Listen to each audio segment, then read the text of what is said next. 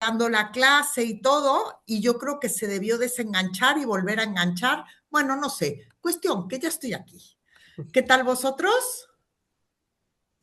Bien. Todo bien, muchas gracias. Qué Muy bien, bien. qué bien, qué bien. No sé por qué, pero me da que esta clase va a ser participativa. ¿A que sí? Sí, lo va a hacer. Totalmente. Eso nos han dicho. Qué bien, qué bien. Digo, ahora se quedan todos callados. Bueno, pues voy a empezar, ya está grabando la sesión para los que no hayan podido venir hoy. Y entonces, simplemente para empezar, pues hablar un poco de cómo está estructurado, cómo va a ser el examen, un poco hablar de cómo es el tema, ¿no? Entonces, soy Georgina Barquín, colgué mi presentación para que si teníais curiosidad lo pudierais mirar, también me podéis encontrar en LinkedIn. Mi especialidad está en liderazgo con mindset global, es decir, cómo podemos liderar equipos multiculturales, transnacionales, etcétera, etcétera. También soy coach ejecutivo, con lo que lo de preguntar se me da súper bien, no hago más que preguntar. Hace unos días empecé a publicar todo el material, creo que eso generó un poco de ruido porque parecía como que había un montón de proyectos que hacer y la fecha era como para ese mismo día, ¿no? Pero rápidamente os comenté a través de los anuncios que no, que simplemente están colgados, los he puesto invisibles y que poco a poco iremos trabajando en esto. Entonces, en la plataforma he creado algunos grupos de trabajo para que, irrelevantemente de que alguien venga a clase o no, cuando haya un trabajo que hacer en grupo, podáis ya directamente saber con quién estáis. ¿Qué es lo que vamos a hacer? Mis clases en general son bastante prácticas. Ahora, somos como 35 personas en total. Algunas clases son de 2 horas, otras son de 2 y media. Intentaré que en cada una de las clases podáis hacer una actividad, presentarla, interactuar. Sin embargo, algunas clases sí tengo que poner un contexto teórico. Tengo ya todo el material compartido con vosotros, entonces espérenme porque voy a compartir pantalla y así lo podéis ver y luego ya hablamos. Entonces, está el contenido de la asignatura. Si le das a contenido de la asignatura, tienes todo el contenido unificado. Aunque yo pueda ir poniendo cosas en la unidad 1, en la unidad 2, 3, etcétera, creo que si lo tienen unificado va a ser más claro para todos vosotros. Aquí tenéis el PowerPoint que ya está subido, veréis que tiene como 100 diapositivas. La mayoría de las diapositivas son fotos, con lo cual es súper importante visionar la clase si no habéis venido y la mayoría del contenido lo vais a ir generando vosotros con guías mías. Aquí tenemos todos los casos prácticos sobre los que vamos a trabajar. Vamos a realizar unos test de personalidad. Tenéis lecturas, artículos y algunos tests que digamos, no tienen enlaces, sino que son un documento. Todo esto es lo que vamos a estar trabajando. En la última, después de la última clase, vais a tener 2 o 3 días para hacer el examen. ¿Y cómo es el examen? El examen son más o menos 36 o 40 preguntas, todas son de elección múltiple. Estará activado Small, con lo que sugiero realmente que no cambiéis de pantallas durante el examen porque queda todo registrado. Las preguntas son de elección múltiple, pero basada en casos. Es decir, yo te puedo decir algo tipo, esta persona se está comportando de esta manera y luego ocurre esta otra cosa y entonces esta persona responde de esta manera. Según el modelo de los 9 roles, ¿desde qué rol está hablando esa persona? Por ejemplo. Entonces, aunque es de elección múltiple, digamos que es práctico. También os voy a pedir que veáis una película. He subido el enlace para la película. Yo os iré dando las pautas de cuándo. Vamos a estar hablando de unos perfiles culturales. Después os voy a pedir que veáis la película y que en grupos me entreguéis un documento analizando la película desde esa perspectiva. ¿Preguntas o comentarios? Porque me da la sensación de que estoy siendo un poco ambigua.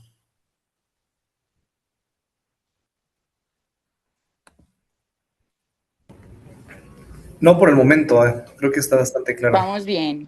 Ok, vale. No alcancé a escuchar una cosa. Perdón. Hola, ¿qué tal? ¿El Hola. examen qué fecha es? El último día de clase tenéis 2 o 3 días después. Entonces, espérate que lo... vamos a ver, porque ya que estamos, os voy a poner un segundo. Voy a ir al correo, al último. ¿Quién es la coordinadora? Que se me ha olvidado. ¿Es Lucía? Sí, justo. Ah, vale. Ok, entonces Lucía. Voy a buscar a Lucía porque le puede... ¿Eh? Creo que ya no es Lucía, es Ángela. María Cedrés. No. Vale. Un segundo, que estoy buscando y luego MBA. Este es el full time. Es María Lucía Cedrés, ¿correcto? Nosotros estamos en el hybrid. No en el Sí, full. sí. Ah, Sí, pero sí. Fechas híbrido. Ok. Entonces, yo os comparto la pantalla y aquí vais a ver las fechas que tengo yo. Un segundito. Y le podéis tomar una pantalla. ¿Tenéis un WhatsApp para todos? sí. Sí. Vale. Entonces, que uno de vosotros le tome la foto. Es esto. Es esto de aquí. Ay, espera, Jair. Pues después del 22 de julio tendréis 2 o 3 días para realizar el examen que quedará abierto. En las últimas 2 sesiones vamos a hacer un repaso. Y el repaso va a consistir en que vosotros diseñéis un posible examen que lo vamos a hacer en Google Forms para que todo mundo pueda realizar el examen y luego podamos repasar todas las preguntas que, pues que hayan salido mal. ¿Hasta aquí? ¿Preguntas o comentarios? No. Vale, todo bien entonces. Qué bien, ahí vamos. Debe ser el fin de semana después del 22 de julio. Eso no lo sé, porque el 22 de julio, ¿qué día cae? Cae miércoles, profesora. Miércoles. Pues entonces, en el peor de los casos, yo lo puedo consultar con Lucía, pero si es miércoles 22, entonces normalmente os dan como 2 o 3 días, con lo cual no sé si será el viernes o el sábado, pero lo puedo consultar. Otra pregunta. Estoy viendo que los grupos son distintos por cada asignación, ¿correcto? Se supone que sí, porque a mí lo que me gustaría es que podáis interactuar con todos, todos con todos. Va, genial. ¿Vale? ¿Qué iba a decir yo? Vale, en el chat me podéis poner solamente vuestra nacionalidad. ¿vale? España, Perú, Argentina, Perú. A ver, que voy a mirar. Colombia, España, Colombia, Perú, México, Perú, Colombia, España, Colombia. Solo un mexicano, no me lo creo. Vale. 2, Panamá. Ok, ok. Vale, ok. Entonces, sí, esto os lo pregunto porque aunque todos hablamos español y parece que más o menos somos similares, ya veréis en qué sí somos similares y en qué no, y esto puede ser bastante divertido. Ok, entonces, siempre hablamos de liderazgo. Sin embargo, ¿me podéis dar la definición?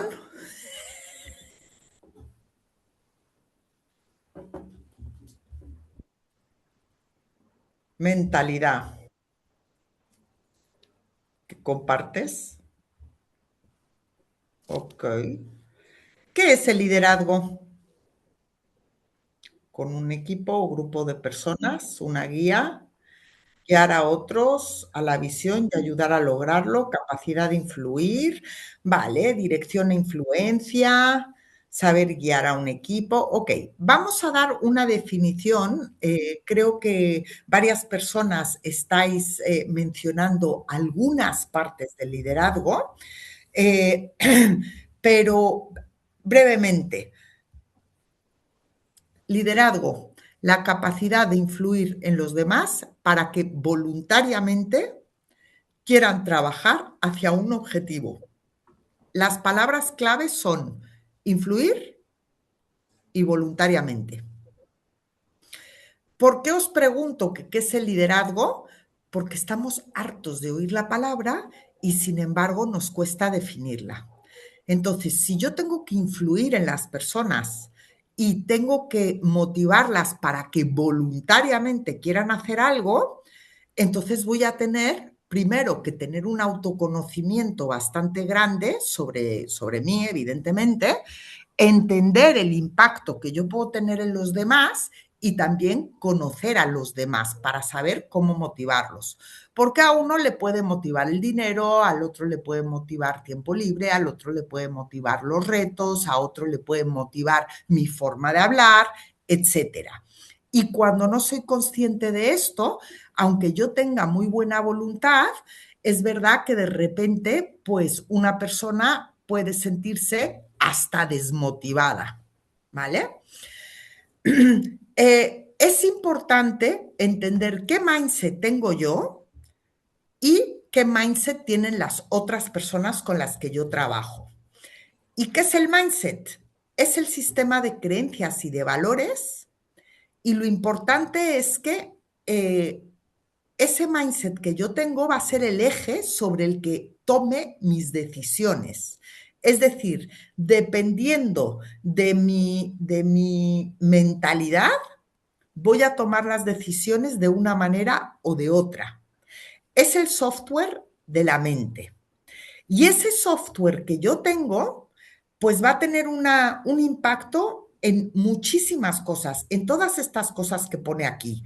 Por ejemplo, mi nivel de resiliencia, las perspectivas que tengo, la actitud que puedo tener hacia los desafíos, cómo gestiono el cambio, cómo tomo decisiones, hasta mi nivel de autoestima.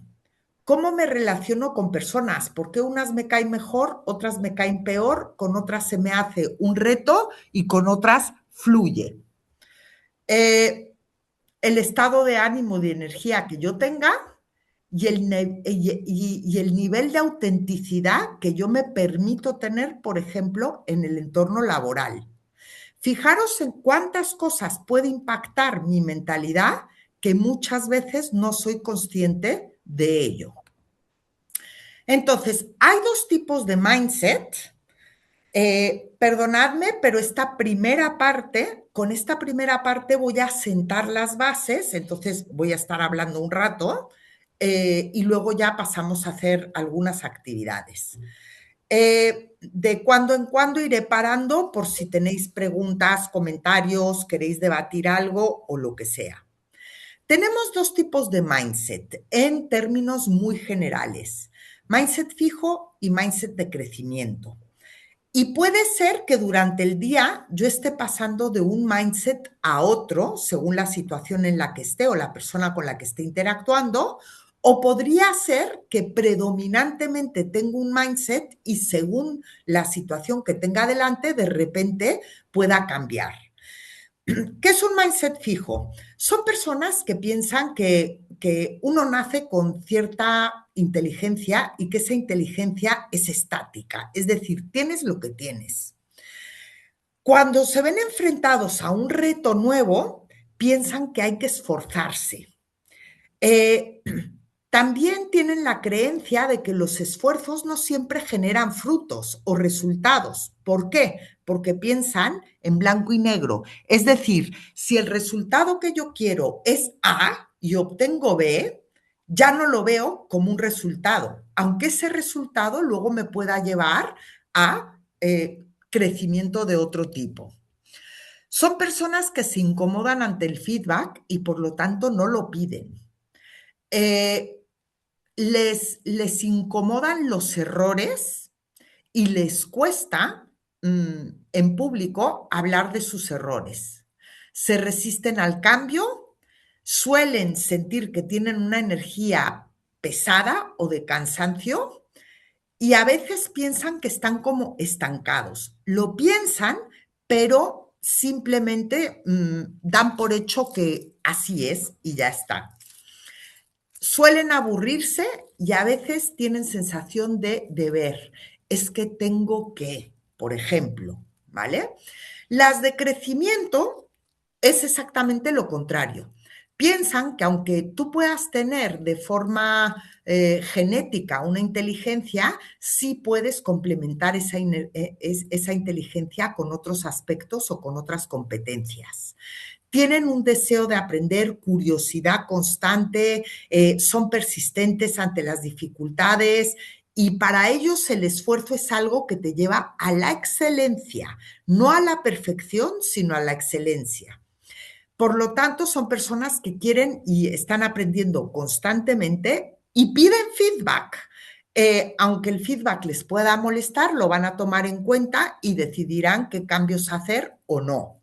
Suelen tener una energía bastante más ligera, suelen enfocarse en cómo han ido avanzando y aprendiendo y se caracterizan por tener una personalidad curiosa. Pues la típica persona que cuando dices una palabra que no entiende se mete directamente en Google para averiguarlo o que le cuentan acerca de una IA y se mete a explorar a ver cómo es. Estas dos mentalidades. En los entornos de hoy en día, evidentemente, si tenemos una mentalidad de crecimiento, vamos a poder crecer y desarrollarnos mucho más rápidamente que si tengo una sensación de estancamiento. Ese es un pensamiento. Otro pensamiento es entender que todo ser humano tiene lo que se llama un mapa de cómo es la vida, pero el mapa no es el territorio. ¿Qué quiero decir con esto? Pues resulta que igual yo he crecido en un entorno, he ido a un colegio específico, vengo de un nivel sociocultural X, he vivido en una ciudad específica y todas esas vivencias han ido formando mi mapa de lo que es correcto, no es correcto, cómo hay que comportarse, qué hay que decir y qué no hay que decir. Muchas veces interiorizamos esos patrones tan profundamente que pensamos que son la realidad. Es decir, lo correcto es esto. Y si tú haces algo que es distinto, inmediatamente lo voy a tachar de incorrecto. Ahora, pregunta para vosotros. Si yo os muestro esta foto y os digo que mi vida es así, ¿cómo es mi vida? ¿Qué adjetivos os pasan por la cabeza? Tranquila. Que mira más allá. O sea, Vale, que mira más allá, tranquila, relajada. no estás encerrado eh, en un solo pensamiento. vale, ok. Calma, solitaria, podría ser también. Aquí y ahora. Ok. Bueno, pues resulta que cuando yo te muestro triste, dice Gladys, ok, vale. Resulta que cuando yo te muestro esta foto, no me estás definiendo a mí, te estás definiendo a ti, porque depende de cómo definas tú ciertas cosas. Entonces, más o menos la mayoría de la gente, digamos un 99% de la población humana, tiene unas rutinas muy fuertes y además tiene unas vacaciones limitadas. Digamos que la gran mayoría de personas, cuando tiene vacaciones y puede, pues se va a la playa. Y como tiene vacaciones, pues ahorrado, tiene más dinero, no tiene que levantarse pronto, no le llaman con problemas, puede comer lo que quiera, no hay horarios, etcétera. Entonces, si yo cuando estoy de vacaciones me voy a la playa, empiezo a hacer la asociación de paz, tranquilidad, bonito, lujoso, por ejemplo, ¿no? Es decir, yo estoy poniéndole la etiqueta en base a mi experiencia. Ahora, lo interesante es, por ejemplo, Gladys, que dice triste. Aquí sería interesante ver qué asociaciones ha hecho Gladys para definir esto como triste. Puede ser que porque es solitario, fíjate, ¿ves? ¿Vale? Porque es solitario, etcétera. Esto ya me está dando mucha información. En este caso, Gladys, pues voy a picotearte a ti, ¿no? Más que nada porque tu respuesta fue muy distinta. Fijaros, ella dice triste. ¿Desde qué paradigma, desde qué mentalidad me lo está diciendo? Ella me dice porque está sola. ¿Eso qué me quiere decir acerca de Gladys? Que seguramente Gladys es una persona que valora mucho la compañía. ¿Vale? Sí, Jimena, lo de estar solo de vez en cuando está bien. Ay, sí, no te lo puedes ni creer. Vale, ok, entonces este es el mapa, pero este es el territorio. Entonces, ¿qué es lo que pasa aquí? Resulta que ante cualquier situación, por ejemplo, de empresa, hay una gestión de un cambio o nos piden que demos una formación específica, etcétera. Cada persona de, digamos, el territorio completo o la foto completa, en base a su mapa de la vida, se va a enfocar en una parte. En la foto anterior yo me enfoqué en esta parte de aquí y entonces la visión que te doy es esa de tranquilidad o soledad o lo que sea. Ahora, yo me podía haber enfocado en esta parte de aquí y entonces seguramente la mayoría de personas me habría dicho, Georgina, tu vida es como muy aislada, el césped está más verde del otro lado, quizás te sientes como un poco constreñida o encarcelada, etcétera. Bueno, ¿por qué esto es importante para el liderazgo? Porque tengo que ser muy consciente de que el mapa no es el territorio. Lo que le vale o es bueno para una persona, igual no lo es para otra persona. Lo que me funcionaba muy bien cuando trabajaba en una empresa, igual no me funciona muy bien en la siguiente donde yo esté trabajando. A modo de curiosidad, resulta que por lo menos en España y en Estados Unidos, el nivel de suicidios en adolescentes se ha habido incrementado muchísimo.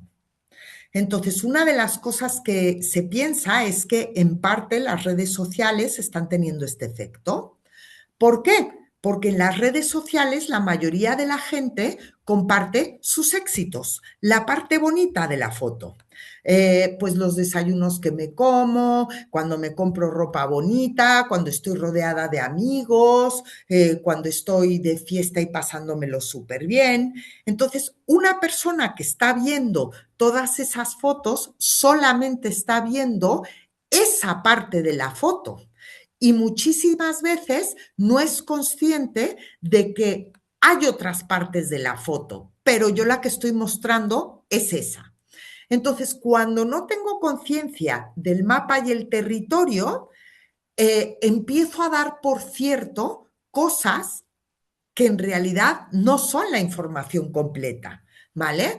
Por ejemplo, empiezo a dar por hecho que esta persona tiene que tener mucho dinero, que tiene mucho tiempo libre, que se va de desayuno cuando quiere, que viste súper bien, que está rodeada de gente que lo quieren muchísimo. Y luego lo comparo con mi vida, yo me estoy fijando o enfocando en esta parte y me genera tal malestar, pues que entro en depresión, por ejemplo, ¿no?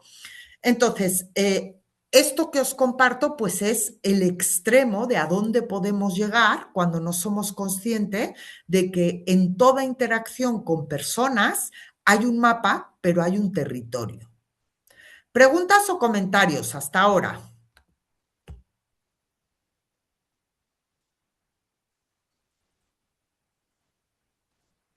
¿No dijeron que iba a ser participativo? Vale, ok. Entonces, eh, ¿cómo se forma ese mapa? Eh, ese mapa se forma ancestralmente. Digamos que históricamente la cultura se formaba en base a la geografía y al clima. Esos eran los dos elementos principales. Si yo vivía en la alta montaña donde hacía mucho frío, yo iba a tener unas necesidades muy específicas y todo mi entorno se iba a ocupar de educarme para que yo tuviera éxito en ese entorno. Y así durante cientos y cientos y cientos de años. Tomemos en cuenta que ancestralmente apenas nos movíamos de sitio y si éramos nómadas nos íbamos a ir moviendo, pero muy poco a poco, ¿no? Es decir, con lentitud. Entonces, si yo vivo en la alta montaña y hace frío, todo mi entorno me va a enseñar a hacer cosas como, por ejemplo, a ser independiente porque en la alta montaña no hay un espacio grande para tener una gran comunidad, digamos, ¿no? Eh, si, si vivo en la planicie y hace calorcito, pues seguramente si hay un río al lado nos vamos a sentar varias personas, un grupo grande de personas y seguramente colectivamente se nos ocurra que podemos plantar y cultivar cosas. Va a ser un esfuerzo en grupo, con lo cual voy a aprender a que consensuar va a ser muy importante. Socializar va a ser muy importante, porque esa socialización me va a llevar a tener éxito en ese entorno. Y ya empezamos a ver cómo se empiezan a generar dos tipos de culturas o de comportamientos que se prefieren.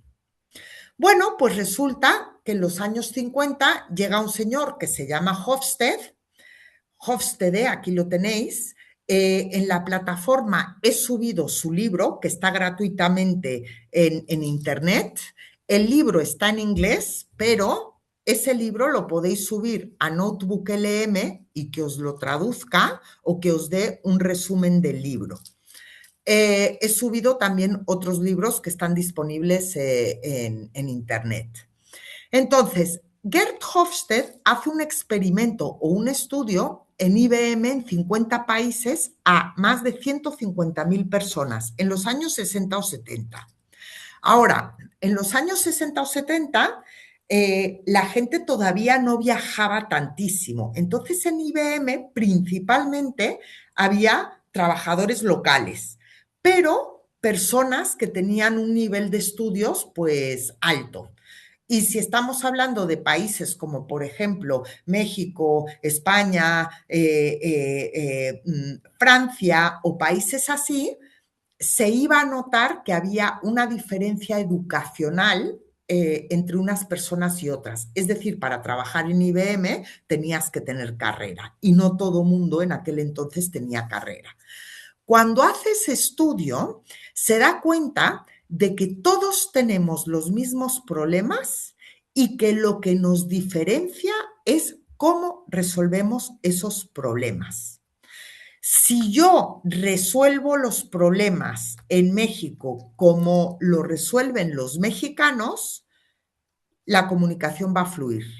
Si cuando voy a Estados Unidos resuelvo los problemas como los resuelven ahí, pues también la comunicación va a funcionar.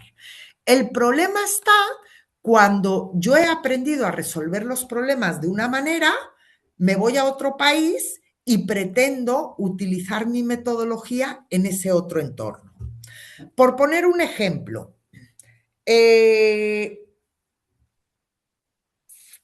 mexicanos, ¿quiénes sois? ¿Y por qué menciono tanto a los mexicanos? A ver, Manuel, ¿y quién más? Y Rodrigo. Ok, vale, Manuel y Rodrigo. Piensen en el típico mexicano, ¿vale? Y recordemos una cosa, en México hay diferencias sociales muy grandes, al igual que en muchos países de Latinoamérica, pero en España pasa también similar.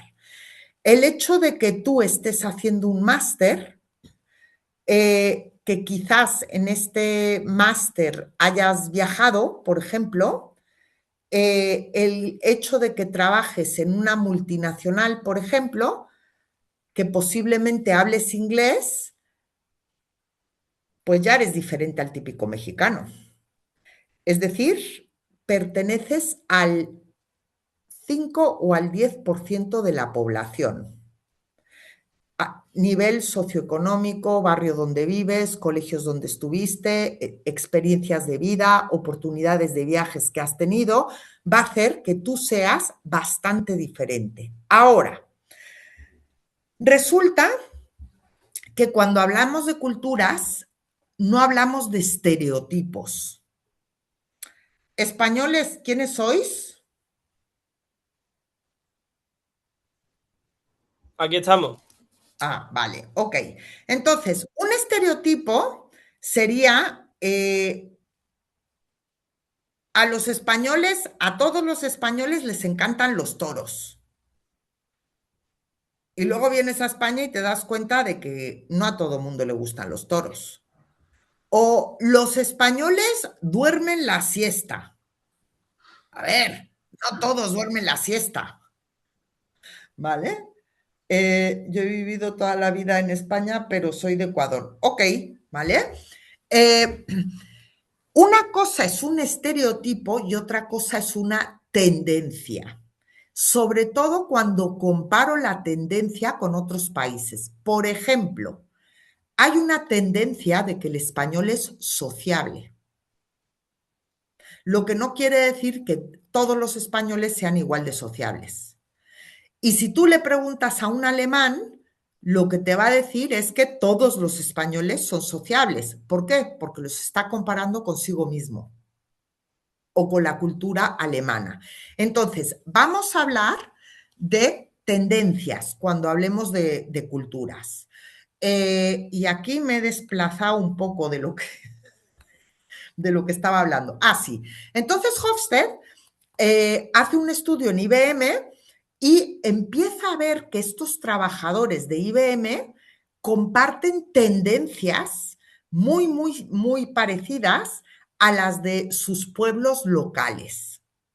Y se da cuenta de que como se resuelve un problema en China, se hace de otra manera en España o en Panamá o en Colombia. Un ejemplo, y aquí os vuelvo a llamar mexicanos. Piensa en el típico mexicano, ¿vale?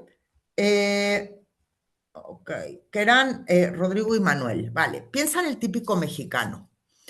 Imagínate que ese mexicano, desde su empresa lo mandan a que se haga un máster. y le dicen que para que la empresa le pague el máster se tiene que sacar un 10.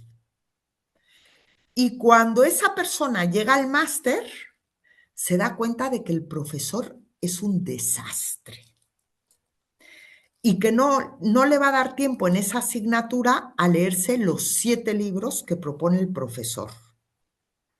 No va a poder copiar y no le da tiempo a leerse los 7 libros. Pero él tiene que sacar un 10. Y aquí el problema es el profesor. ¿Cómo piensan que lo resolvería ese mexicano? Y empezamos con Manuel y Rodrigo y luego abro la pregunta a los demás. ¿Cómo lo resuelve? Pues tratando de estudiar eficientemente, ¿Perdona? tratando de abarcar todo el temario lo más eficientemente posible.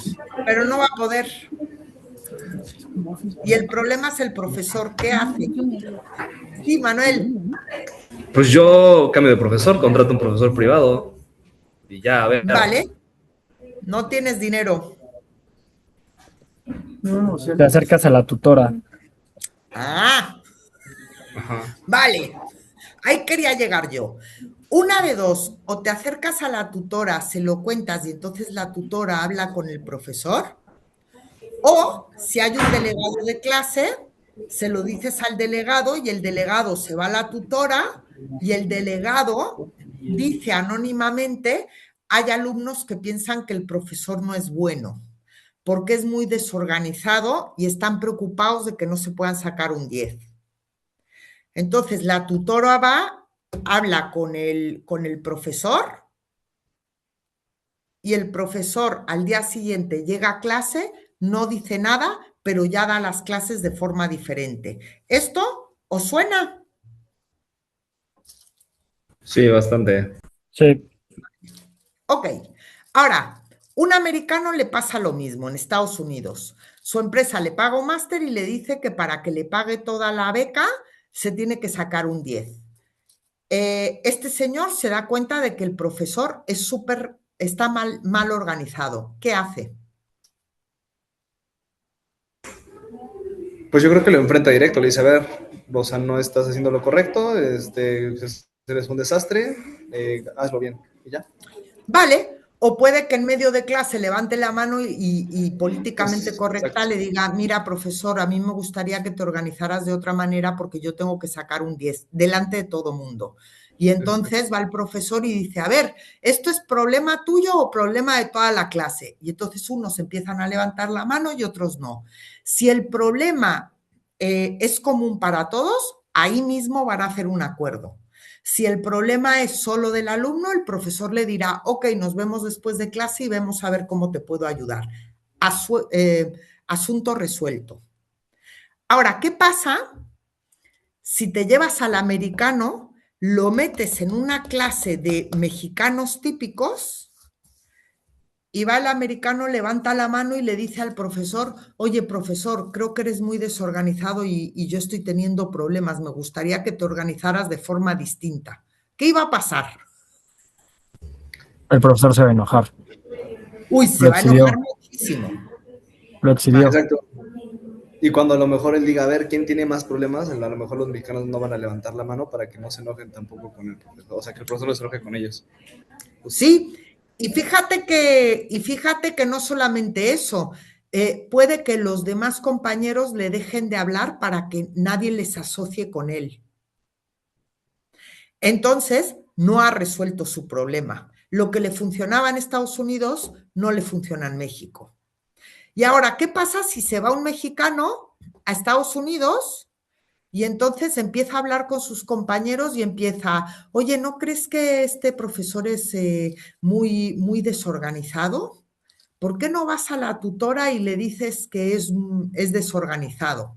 ¿Qué va a ocurrir? Le van a decir que lo hable directo con el profesor. Exacto, ¿vale? Es más, van a pensar, oye, este es un chismoso, ¿por qué está haciendo esto? Que vaya y que resuelva él solito, ¿vale? A eso es a lo que se refería Hofstede con, ante un problema similar, la forma de resolverlo es lo que nos diferencia. Si yo puedo aprender a resolverlo como lo resuelven en otro lugar, la comunicación va a fluir. Entonces, en esta clase no vamos a estar hablando de específicamente qué se hace en China o qué se hace en Francia o qué se hace en México, sino lo que vamos a mirar son lo que él llamaba dimensiones culturales. Él habla de 6 dimensiones culturales. Nosotros vamos a ver 3 y de pasada 4 o 5, pero 3 profundamente, ¿vale? ¿Preguntas o comentarios hasta ahora? No. Bueno, Oh, que todo claro, qué bien.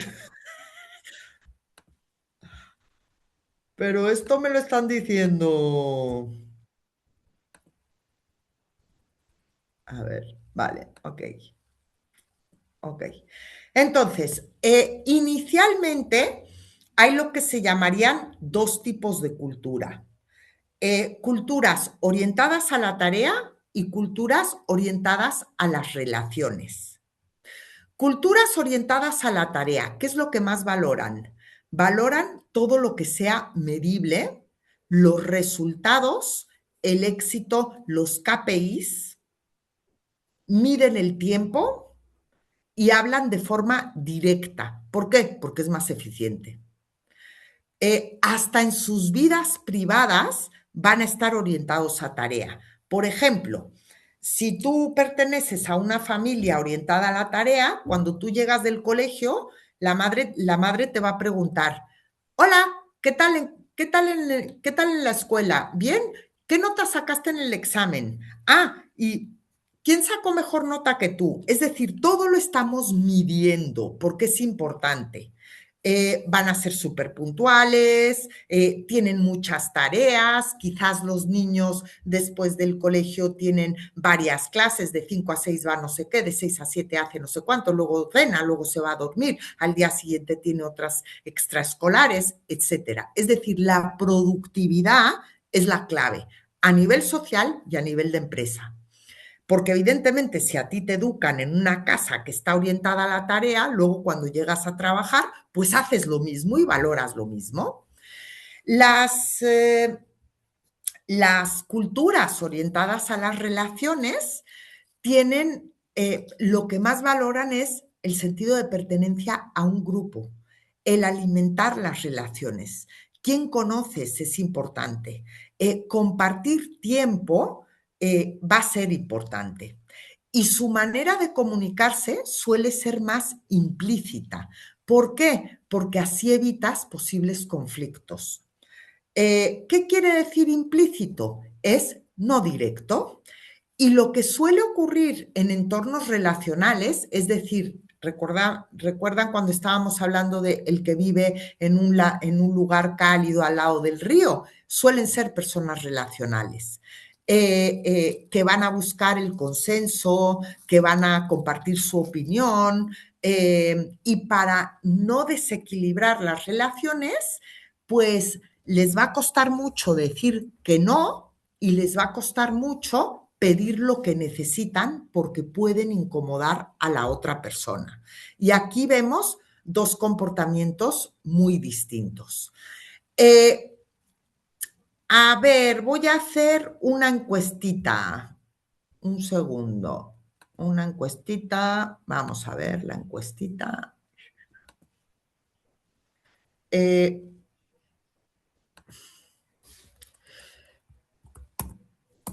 ¿Eres más como un chino?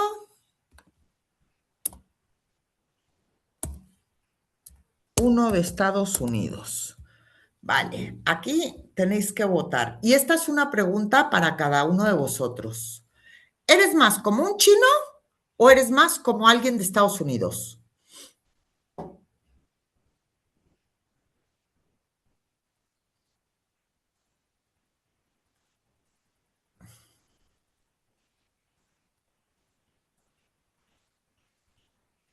¿Pero en qué sentido? Culturalmente. En ba- En eh, comportamientos, en preferencias. mm,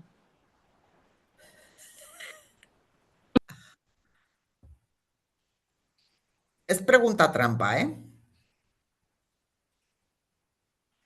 Que me quedan 11 por responder.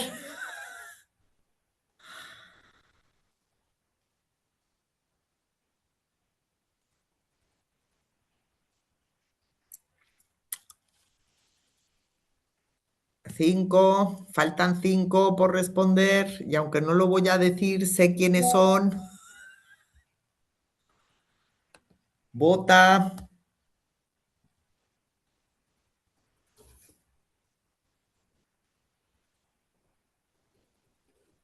Bueno, ok, los resultados que habéis puesto.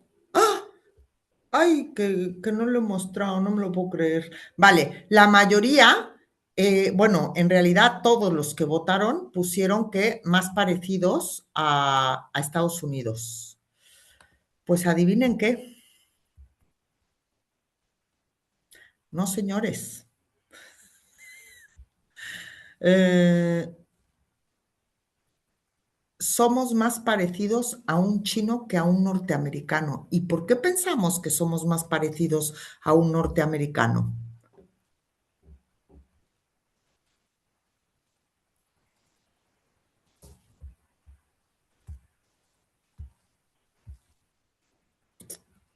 Por la cercanía, ¿vale?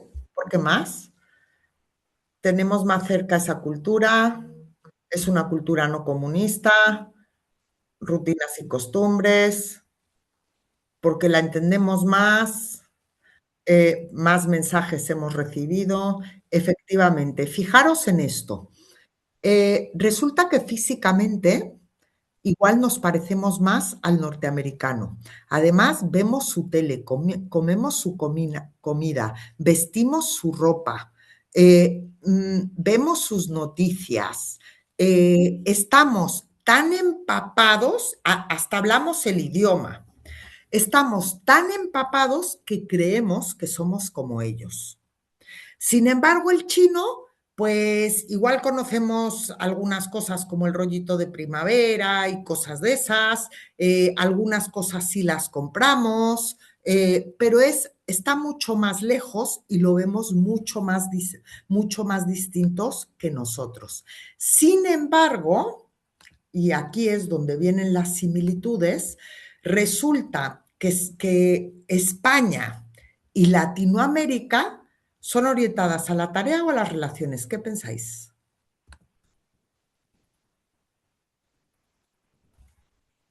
Relaciones, efectivamente, Manuel, sorry.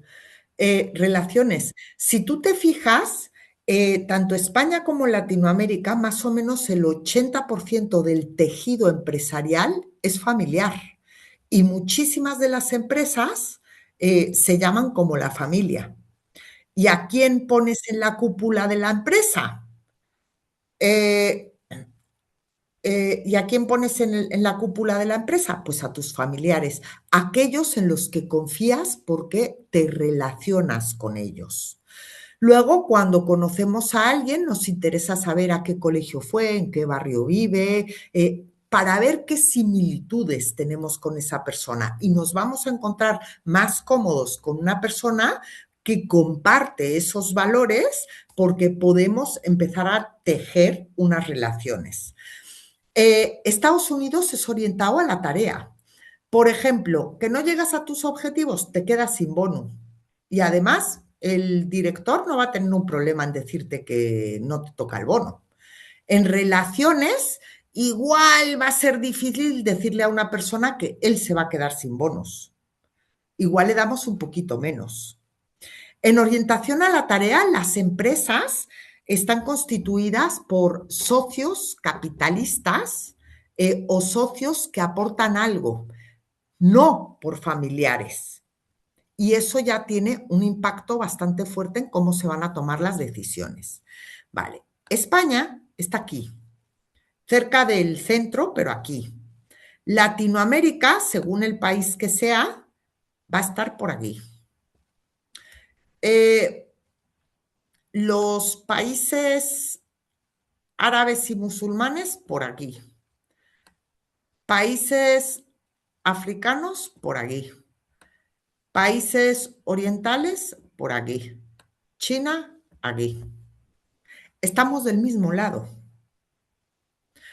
Por este lado, nos vamos a encontrar países como, por ejemplo, Francia, curiosamente está por aquí, Holanda, Bélgica, Alemania, Austria, Nueva Zelanda y Australia, y más o menos por aquí, Estados Unidos.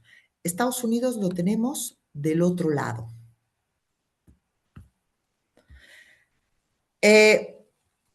¿Preguntas o comentarios? ¿Por qué Estados Unidos está por allá? Porque es muy orientado a la tarea. Por ejemplo, ya lo iremos viendo con más detalle, pero elementos como los que te decía, ¿no? De muy competitivos, me cambio de trabajo rápidamente para ganar más dinero, invierto en mi educación porque eso me va a llevar más lejos. Es una meritocracia, exactamente, Alfredo, ¿vale? Y en relaciones es más importante la relación que la meritocracia. O podemos llevar de la mano la meritocracia con las relaciones. La mayoría de los estadounidenses son, espera, ¿qué dices? Son fríos y no pierden tiempo. Ok, lo de frío es una percepción. Y cuando tú me dices que son fríos, ¿recuerdas lo del mapa y el territorio?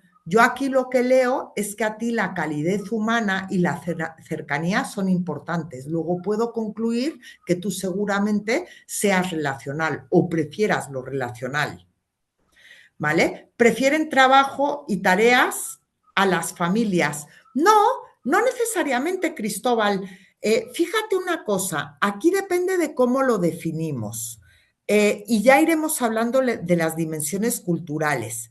Si yo tengo un buen trabajo, puedo sustentar a mi familia y garantizar que están bien yendo a colegios que les garantizan el futuro. Es su manera de mostrar cariño. En países relacionales, quizás pasar tiempo de calidad es más importante que lo que yo te pueda dar. Son percepciones distintas, simplemente, ¿vale? Entonces, espérame, que voy a compartir aquí el mapa de los países en general. Entonces tienes Francia, Bélgica, Inglaterra, Canadá, Australia, Estados Unidos, Alemania, Suiza. Sí, bueno, Estados Unidos por aquí, efectivamente. Ahí hice yo el error. Alemania y Suiza siendo el más extremo. Si vemos la industria en Suiza, pues es todo relojería, banca, todo lo que sea de precisión. Alemania, todo ingeniería, ¿vale? Y cuando vamos a países relacionales, las industrias, muchas de ellas tienen que ver con servicios, por ejemplo, consultoría, turismo, etcétera. Ok, vale. Ahora vamos a hacer un ejercicio y el ejercicio es el siguiente.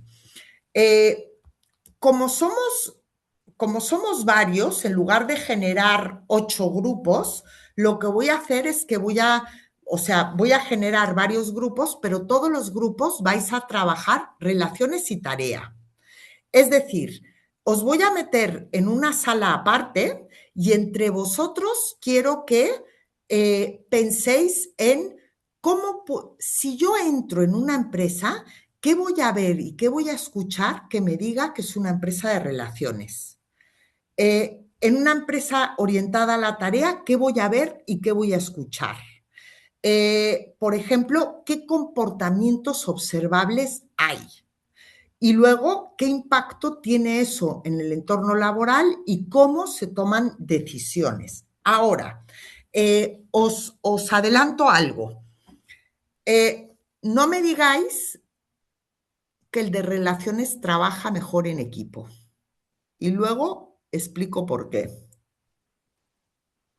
¿Preguntas o comentarios?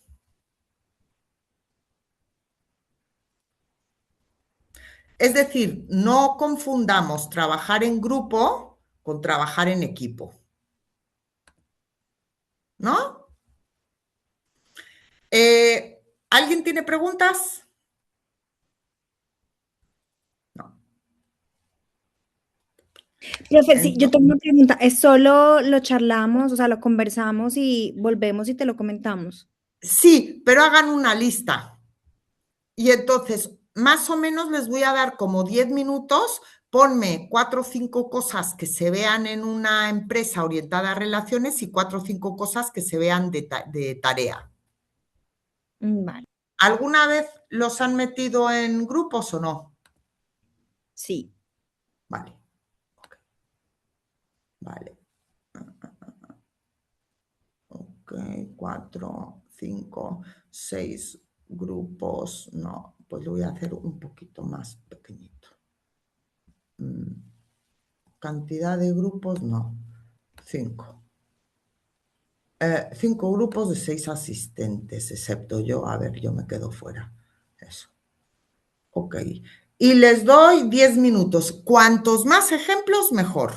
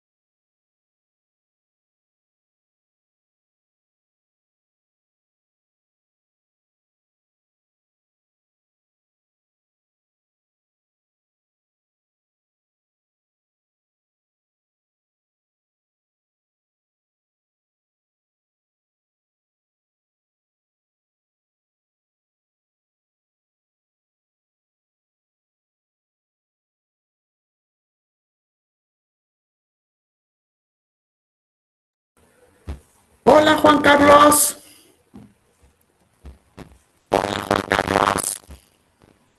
Juan Carlos. Discúlpeme que fue que me tuve que salir y me conecté nuevamente ahora.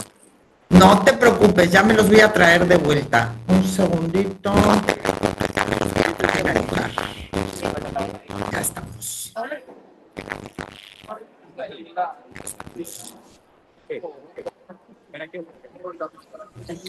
Hola, ya estamos todos de vuelta. Ay, qué bien. Ay, pongan sus cámaras un poquito, así veo. Georgina, algo a recalcar es que te escuchas con muchísima interferencia. Sí. No sé qué habrá pasado de hace 5 minutos ahorita. A ver, se me oye. Ah, pero ¿será porque todos tenemos el micro puesto? No, fíjate que nos había pasado con otro profesor anteriormente y lo que hizo fue salirse y volver a entrar. Y se quitó. Otra vez. Vale, pues me salgo y vuelvo a entrar. Estoy aquí en un momento. Ernesto, no te rías. No te estamos echando. Ya te digo, seguro que esto se lo hacen a todos los profesores solo por diversión. Ahora vengo.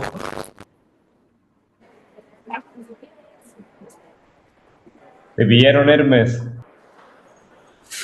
Yo siempre dándola toda.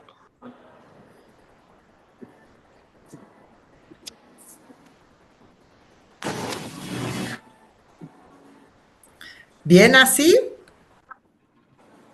Perfecto. Ahora sí, perfecto. Súper bien. Ok, qué bien. A ver, pónganme las cámaras un poquito. Mira, ahí veo a Juan, a Mario, a Hermes, Cristóbal, chicas, Anil, Gladys. Sí, así por lo menos les pongo un poco de cara. Gracias, Alexa. Ok, vale. Pues entonces, empezando por el grupo de Alexa y hablando sobre una empresa orientada a tarea. ¿Qué voy a ver? ¿Qué voy a escuchar? Nosotros consideramos que una empresa enfocada directamente en tareas son empresas un poco más como con un liderazgo un poco más vertical. O sea, la comunicación es un poco más vertical, no hay una a comparación de las relaciones, son trabajos definidos, se establecen trabajos en base a objetivos. Es un poco mucho más como que rígida la comunicación en el ambiente laboral a comparación quizás de las relaciones, que las personas están como que mucho en confianza, hay muchas conversaciones de pasillo y todo ello, ¿no? Ok, vale. Los demás grupos, ¿qué más dijeron sobre relaciones? A ver, por relaciones, pusimos al momento de tomar decisiones que tal vez lo consultas con otras personas, que generan un consenso, que trata de generar aliados en la empresa, como amistades, y tratas de no ofender a nadie. ¿Sigo con el impacto en el entorno? Sí, tú di todo y luego vamos añadiendo a uno y otro. Perfecto. El impacto es que se toman decisiones tal vez de una manera un poquito más lenta, es difícil tener una metodología ágil y uno puede cambiar de opinión o la manera de decir las cosas, pero por tratar de no ofender a alguien. Entonces, como que uno se mide. Y puede generar un ambiente laboral positivo que quieres ir a trabajar más por tus compañeros de trabajo que por el trabajo mismo. Y al dar feedback a amigos, también uno no es tan honesto, puede no dar el feedback porque no quiero ofender a alguien. Y comportamientos observables, es compañerismo, lazos de amistades. Ok. Más grupos que hayan hablado de tarea.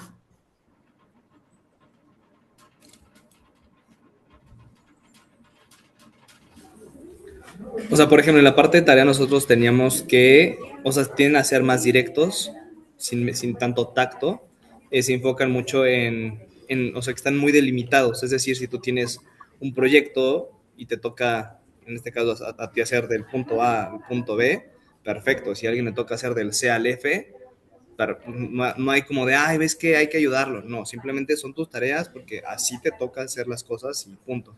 Y obviamente depende por qué lentes lo veas, a lo mejor puede ser hasta cierto punto frío, ¿no? Que era lo que estábamos hablando anteriormente. Y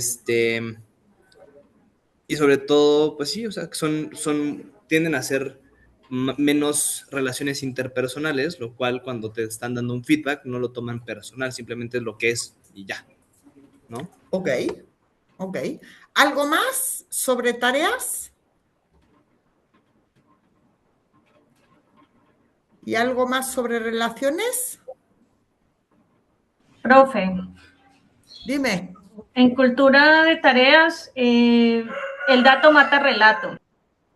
Ok. Y hay una claridad y una precisión en tareas, objetivos, y si hay un desacuerdo, tú lo que haces es negociar cómo lo puedes lograr y creo que hay mayor eficiencia. Y en mi concepto, pues debe haber parte de las dos, debe haber como un punto medio en tareas y en relaciones. Sí, efectivamente. Ok. ¿Algo más? Bueno, pues vayamos uno a uno mirando más detalle.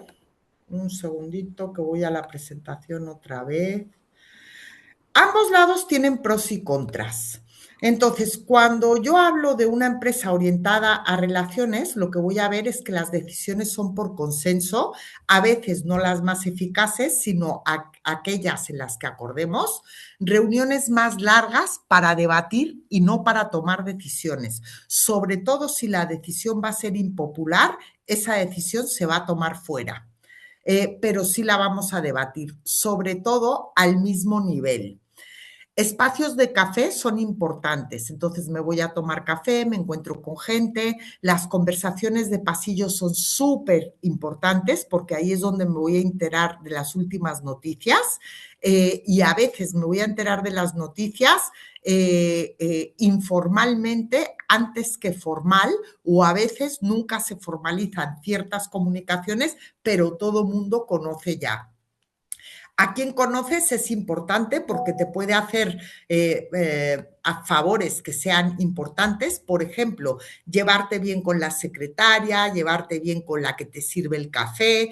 Va a ser importante porque en momentos en los que necesites algo te van a dar ese apoyo. Es decir, no va tanto en base a reglas, sino en base a esas relaciones. Comidas largas, normalmente si te invitan a comer es porque ya te consideran parte del grupo, normalmente no te invitan a comer si no estás ya bien considerado, tomemos por ejemplo cuando vas con un cliente. Escuchar para empatizar y no para tomar decisiones. Como todos mezclamos la parte personal con la laboral, pues yo ya sé si estás casado, si tienes hijos, si se enfermó tu hijo, si qué tal está tu madre, en qué barrio vives y todo eso. Si tú me comentas que tu madre está enferma y que está en el hospital, entonces yo te voy a preguntar todo tipo de cosas como, oye, ¿te vas a dormir ahí? ¿Tienes apoyo en la familia? ¿Y quién va a llevar a los niños al colegio? Etcétera.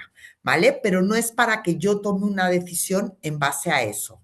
El conflicto se gestiona de forma indirecta. Si no estoy de acuerdo, no te voy a decir, me parece mala idea. Voy a decir, oye, ¿qué te parecería hacer esto de esta otra manera? O ¿en qué otras cosas podemos pensar? Si estoy en desacuerdo o quiero que hagas algo, en lugar de decírtelo directamente, puede que te lo repita 3 veces. como por ejemplo, oye, ¿y qué tal si invitamos a fulanito a esta reunión? Y tú piensas que no es necesario, pero yo mañana voy y te vuelvo a preguntar, oye, ¿y no has visto a fulanito? Indirectamente te estoy pidiendo que lo invites. Los bonos se reparten en el equipo. Puede que a la persona que no haya llegado a objetivos le demos menos bono, pero no lo vamos a dejar sin bono, porque eso haría que sobresaliera del grupo de forma negativa e incómoda, pudiendo romper la dinámica del grupo. Hay mayor cercanía física dentro de la misma jerarquía. Te sientas más cerca, tocas a la persona, etcétera. Ruido en la oficina, que es ruido de gente que está hablando. Las llamadas telefónicas son más largas, vamos a combinar la parte personal con la de empresa. Se prefieren reuniones presenciales y si has estado teletrabajando en algún momento se va a buscar ese poder sentarse con la excusa de vernos, por ejemplo, oye, y si quedamos a comer y ya reforzamos la parte presencial. Los departamentos suelen trabajar en silos. ¿Por qué? Porque yo tengo la lealtad hacia mi departamento, conozco todo lo que está pasando en el departamento, aporto hacia el departamento, pero no soy muy consciente de qué otras necesidades pueden tener otros departamentos. La lealtad al grupo al que perteneces. Por ejemplo, si un compañero tuyo no está trabajando duro, no vas a ir y se lo vas a decir al jefe. Igual, de forma indirecta, hablarás con él para ver que empiece a tirar del carro. Y es importante invertir en conocer a las personas. Se prefiere tener una relación a largo plazo y lo que vamos a ver es que las personas permanecen en un trabajo más largo tiempo. A diferencia de los de relaciones, los de tarea perciben que el conflicto es enriquecedor. En inglés, por ejemplo, decimos vamos a discutir un tema y para ellos discutir es hablar, mientras que en español discutir tiene la acepción negativa o parece que nos estamos peleando. Para ellos el conflicto es positivo porque enriquece las ideas que puede tener un grupo. Las reuniones empiezan y terminan a tiempo. Los datos son importantes en las presentaciones. Lo que vamos a destacar es el retorno de la inversión, todo tipo de KPIs, etcétera. El historial de una persona es importante. Puede que no te conozca, pero si en tu currículum o en tu hoja de vida pone que tienes X años de experiencia, que has trabajado con X programas, etcétera, yo ya voy a entender que conoces bien el proceso y que vas a ser eficiente. Contratan y despiden en base a eficiencia, con lo cual puede que no te conozca, tu resumen o tu hoja de vida son muy positivos, te contrato rápido, pero si no llegas a los objetivos también te despido rápido. Escuchan para obtener información y tomar decisiones. ¿Por qué digo esto? Normalmente no se mezcla tanto la parte personal con la laboral. Puede que no sepamos si estás casado, cuántos hijos tienes o en qué barrio vives. Con lo cual, si tú decides compartir que tu madre está en el hospital, yo voy a entender que me lo estás compartiendo por un tema de eficiencia dentro de la empresa. Con lo cual, te voy a decir, oye, siento mucho que tu madre está en el hospital, dime si necesitas algo y si ponemos a un sustituto mientras tú te encargas de tu madre. Los bonos se distribuyen en base a meritocracia y muchas veces vas a tener una campana de Gauss. El espacio personal es mayor, el contacto físico es menor. Si hay ruido en la oficina, va a ser ruido tipo de gente tecleando o gente moviendo papeles, no tanto hablando. Hay un alto sentido de autosuficiencia y como bien decías antes, si a mí me corresponde hacer de A a B, eso es lo que voy a hacer y me voy a enfocar en hacerlo súper bien. Entiendo que luego hay otra persona que tiene que hacer de B a C, pero yo con ese nivel de autosuficiencia y autorresponsabilidad me voy a enfocar en hacer lo mío bien. El pensamiento es que si yo soy autorresponsable y autosuficiente y todos los de mi alrededor también lo son, entonces vamos a trabajar bien. Más habituados a reunirse en remoto porque es más eficiente. Se confía en base a que vayas cumpliendo las tareas. Y separamos la parte laboral de la personal. Ahora, antes de hacer este ejercicio, yo les dije no confundan trabajo en equipo con trabajo en grupo. Resulta que el que está orientado a relaciones trabaja en grupo, pero no necesariamente en equipo. La diferencia de equipo y de grupo es que el equipo trabaja con un objetivo siempre en mente. Con lo cual, si tú y yo somos compañeros y estamos al mismo nivel, pero tú no estás remando al mismo ritmo, yo te lo voy a decir porque eso va a afectar a mi trabajo. O si no estoy de acuerdo con una idea, te lo voy a decir porque creo que va a ser más eficiente. Mientras que en la orientación a relaciones, a veces se busca más el consenso que el hacer que una persona destaque por bien o por mal. Puede que si un compañero mío está haciendo las cosas mal o está trabajando menos que los demás, yo no diga nada. Y eso no es trabajo en equipo, es trabajo en grupo. ¿Preguntas o comentarios hasta aquí? Nada. Vale, ok. ¿Pero qué le pasó a esa super participación de la que estábamos hablando? Ok. Bueno, continuemos entonces. Estas son las bases y esto nos va a ayudar. Ok, entonces hay, según Hofstede, espérame, voy a compartir una pizarra en blanco. Entonces, Hofstede habla de las 3 dimensiones en las que nos vamos a enfocar. Individualismo, entendido como autosuficiencia y autorresponsabilidad, ¿vale? Ese es un lado. Y del otro lado está colectivismo, que es lealtad al grupo y sentido de pertenencia. Estas 2 dimensiones son muy parecidas a lo de relación versus tarea. Luego tenemos otra que es alta distancia de poder versus baja distancia de poder. Y la tercera que vamos a ver es aversión a la incertidumbre, o sea, alta, aversión a la incertidumbre versus baja, aversión a la incertidumbre. ¿Qué es la alta aversión a la incertidumbre? Es el nivel, se mide a través de la ansiedad que siente una persona cuando no controla el futuro. Y la persona que tiene alta aversión a la incertidumbre va a buscar rutinas y burocracia o procesos y procedimientos. Entonces, esta es la primera dimensión, digamos. Esta es la segunda dimensión de cultura.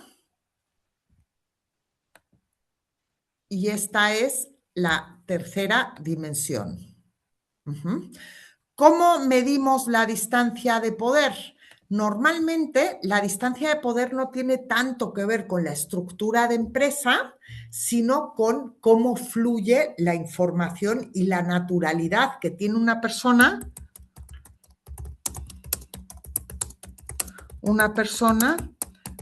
ante alguien superior. ¿Vale? Ok. Entonces, ¿qué os voy a pedir? Voy a hacer 3 grupos, los grupos van a ser grandes, pero tiene que ser eficiente, tienen que ser eficientes y entonces lo que me gustaría es que me digáis 3 ejemplos en un entorno de familia, 3 ejemplos en un entorno laboral,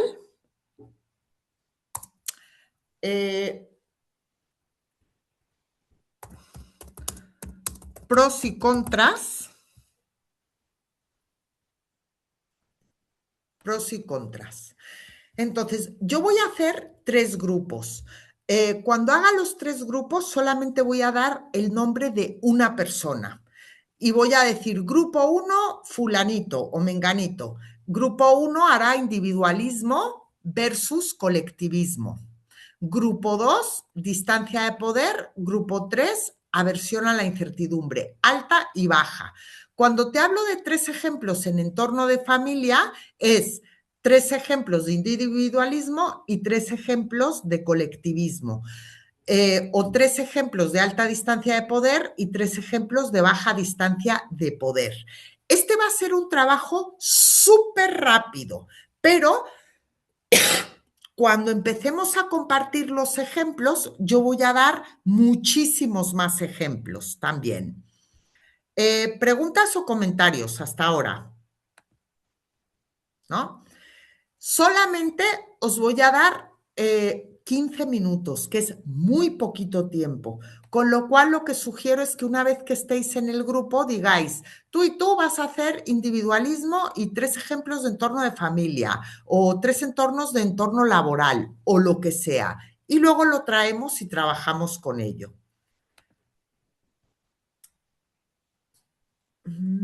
Grupos de trabajo, 15 minutos y son 3 grupos. ¿Cómo sabremos qué equipo somos? Porque te lo voy a decir ahora, Rodrigo. Vale, grupo 1, todas las personas que estén con Cristina Jacqueline. Grupo 2, todas las personas que estén con Angie. Y grupo 3, todas las personas que estén con David Pérez. ¿Correcto?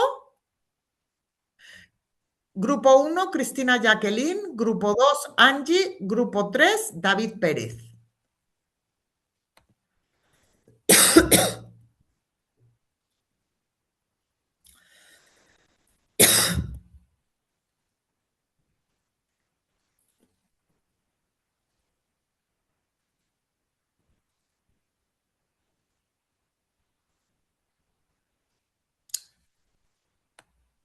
Profe, yo creo que no estoy en ningún grupo. ¿Me puedes enviar algún grupo? Sí, ¿eres María Alejandra? Sí. Vale, pues espérame que voy a ver cómo te... Un segundito. Gracias. A ver, mover a un grupo. Así. Ahí te mando. Uy. Al grupo 3.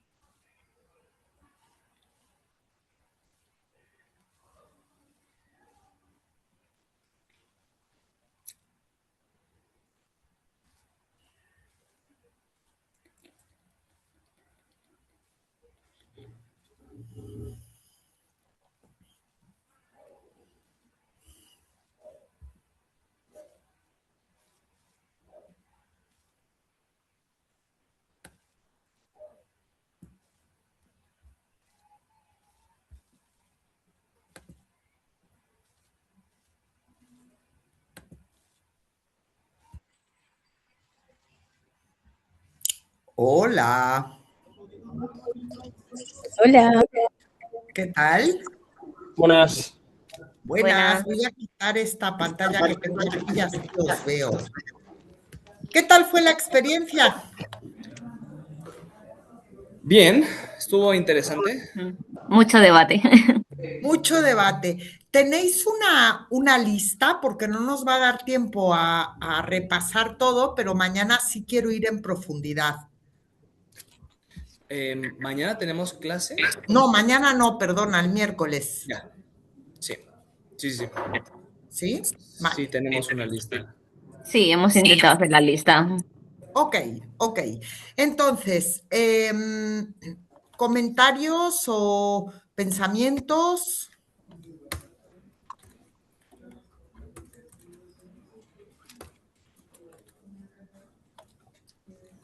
¿No? Ok. ¿Qué os voy a compartir? Bueno, el miércoles vamos a repasar estas 3 dimensiones en profundidad. Voy a añadir muchísimos más detalles, pero me gustaría compartir pantalla porque para el lunes en grupos, ya lo he activado, tenéis una actividad y la actividad es, tenéis que ver una película, la película está aquí, se llama Mi gran boda griega y lo que me gustaría es que cada equipo vea la película y me dé ejemplos específicos y citas de diálogos o escenas, por ejemplo, que demuestren alta y baja distancia de poder.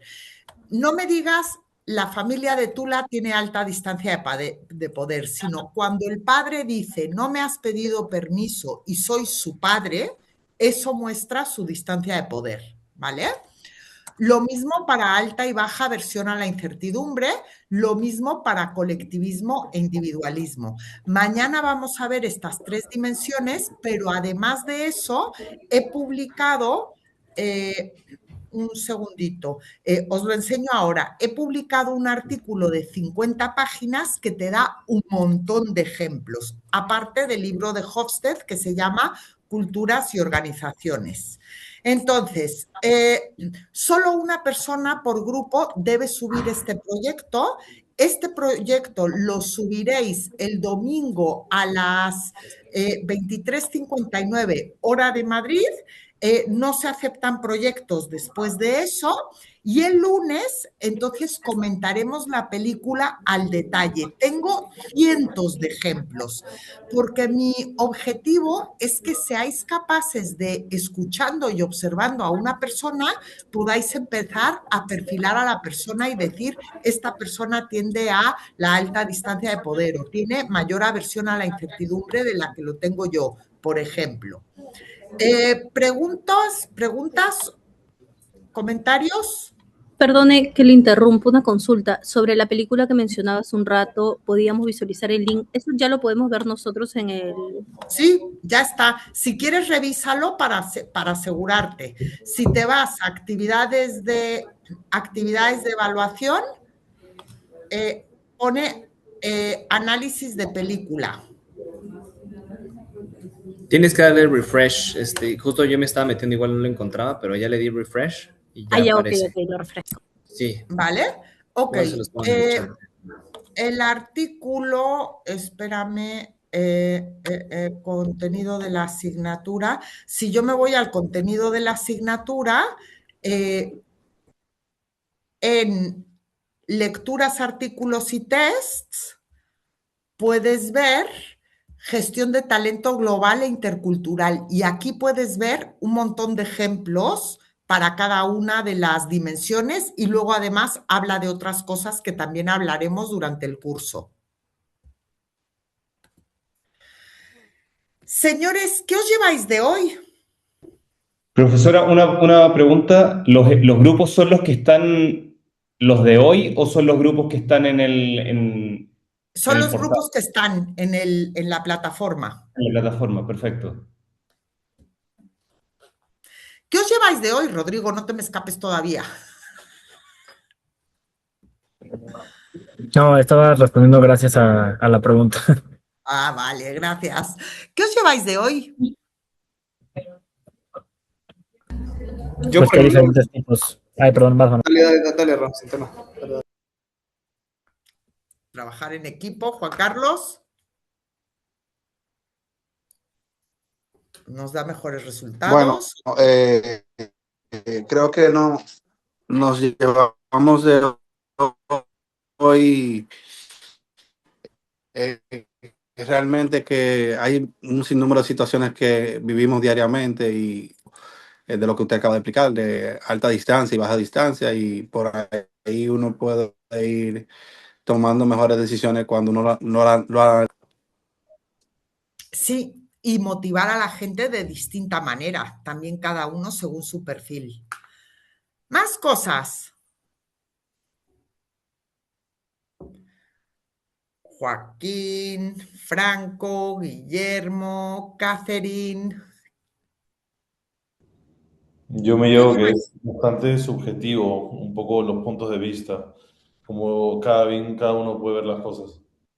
Sí, y Mario, es interesante que digas eso porque cuando vemos las dimensiones culturales es muy difícil acordarte de todos los países y además en cada país vas a ver variedades.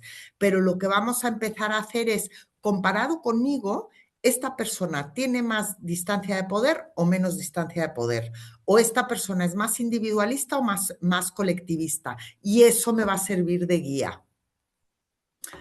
Pues señores, nos vemos el miércoles. Que tengan muy buen día a los que estéis en Latinoamérica y buena tarde a los que estáis por aquí. Vale, muchas Muchas gracias. gracias. Muchas gracias. Gracias.